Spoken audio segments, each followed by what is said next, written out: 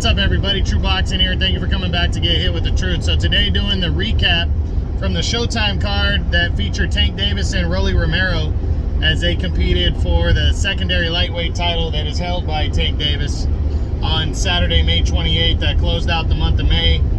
Big time, fight right there. As Tank, that was that was the last fight of his Mayweather Promotions deal. And now he gets to move on and, continue his career elsewhere. But we'll get into that later. But we'll start with the undercard action. You had Eduardo Ramirez took on, I think the guy's name was Melendez. I think it was Luis Melendez or something. And it ended up being a lot better fight than I thought in terms of closeness. They went at it, and Melendez got out of there with a close majority decision. In a good action fight right there, so they really went at it. Ramirez got the win and pushes forward. I don't know if that's going to lead to Ramirez breaking my top 10 at 130. I really got to reevaluate my top 10, and I will by next week and see if he gets a what's next. But I know right after he was calling for that he wants to get a title shot next, and Ramirez has had some nice wins over the past a year or two. So we'll see what happens there. But if he calls for a what's next, if he's in top 10, then I'll give him a what's next. Next up is, I think Jesus Ramos, I think the guy's name, I think it was the nephew of Abel Ramos, tried to avenge his uncle's last defeat to Lucas Santamaria.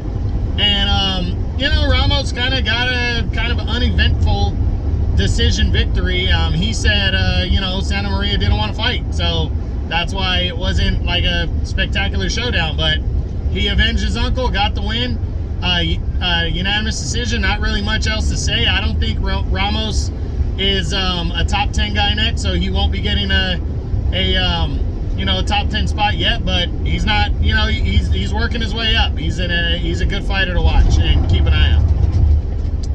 Now the co-feature. We saw the secondary middleweight championship of the world go on the line as Erislandy Lara made the first defense of the title he won last June as he took on Spike O'Sullivan. And, O'Sullivan went in there and did the best he could. But, Lara at his age now, his older age, seems to be punching harder, sitting down on his punches a little bit more.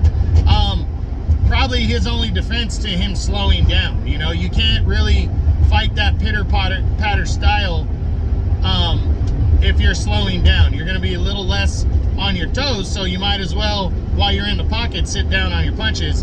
And that's what Lara's been doing. That's why he had the one-punch knockout against Cornflake Lamana last year. That's why he was able to break down Spike O'Sullivan and stop him a couple rounds faster than Jaime Munguia did, who's a more notable power puncher.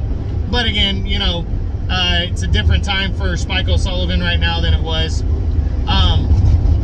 when he fought Munguia. So, you can't really compare the fights that far out from each other. But it was a nice win for Lara. He retained a secondary title. We're going to be doing a what's next on him for sure next week. So just stay tuned for that. But Spike O'Sullivan, probably the end of the road for him unless he continues on just as a stepping stone kind of journeyman guy. But the main event saw Tank Davis defend his secondary lightweight title against Rolly Romero. Ended up being a pretty good fight. A decent fight. It wasn't a lot of big-time action. Davis just seemed like he was more timing that one shot that could hurt Romero and beat him. The site that I was going through had Romero up 3-2. Romero was doing a good job of kind of stalking and not throwing himself in harm's way too much. And then in the 6th round, he came in with his head and he got hit with a perfectly timed shot by Tank Davis that hurt him badly, put him down. By the time he got up, the ref didn't like what he saw. I didn't blame the ref. He was Romero was on very shaky legs, and Tank Davis got a very impressive knockout victory over an undefeated Rolly Romero.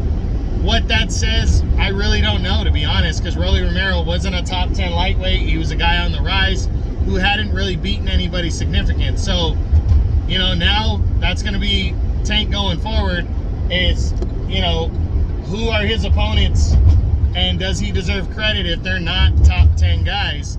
You know, we just have to wait and see. So hopefully he's stepping up his game as he moves forward. We'll discuss that when we do his what's next week and go from there. But that's the recap from the Showtime pay-per-view card that took place on Saturday, May 28th, that was highlighted by Tank Davis versus Rolly Romero for the secondary lightweight title. Hope you enjoyed the video. If you did, smash the like button, leave a comment, or subscribe to the channel. I appreciate any and all support. And this is True Boxing. You've been hit with the truth.